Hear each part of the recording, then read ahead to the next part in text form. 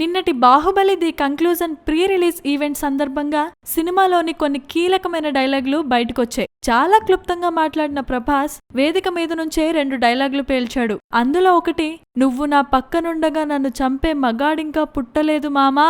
ఈ డైలాగ్ ట్రైలర్లోనే విన్నాం. ఈ డైలాగ్ ఏ సందర్భంలో రావచ్చో జనాలకు ఒక అంచనా వచ్చేసింది. కట్టప్ప బాహుబలిని ఎందుకు చంపి ఉంటాడో ఒక హింట్ కూడా బయటకొచ్చేసింది ఈ డైలాగ్ ద్వారా. దీని సంగతలా వదిలేస్తే ప్రభాస్ పేలిపోయే డైలాగ్ ఇంకొకటి చెప్పాడు.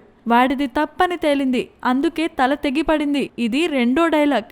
ఇది అడవిశేషు చేసిన రుద్ర క్యారెక్టర్ను ఉద్దేశించి శివుడు చెప్పే డైలాగ్ అని అంచనా వేయొచ్చు. ది బిగినింగ్ లో శివుడు బల్లాల దేవుడి కొడుకైన రుద్ర తల నరికేస్తాడన్న సంగతి మనకు తెలిసిందే. దీనిపై బల్లాల దేవుడు కసితో రగిలిపోతున్న సమయంలో శివుడు ఈ డైలాగ్ అనేందుకు అవకాశం ఉంది. ఇక ప్రీ రిలీజ్ ఈవెంట్ లో నాజర్ మాట్లాడుతూ ఒక డైలాగ్ ని పరిచయం చేశాడు. "భల్లా, నీకెప్పుడైనా మీ అమ్మను చంపాలని ఉందా" అని.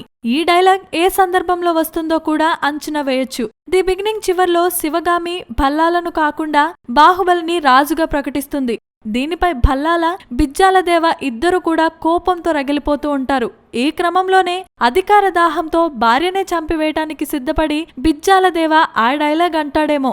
భల్లాల అందుకు ఒప్పుకొని కట్టప్ప బాహుబలిని చంపకపోతే శివగామిని బతకపోనివ్వమని బెదిరించి అతడితో ఆ పని చేయిస్తాడేమో అన్నది ఒక అంచనా. Please subscribe. Hi, it's me Purna. Please subscribe.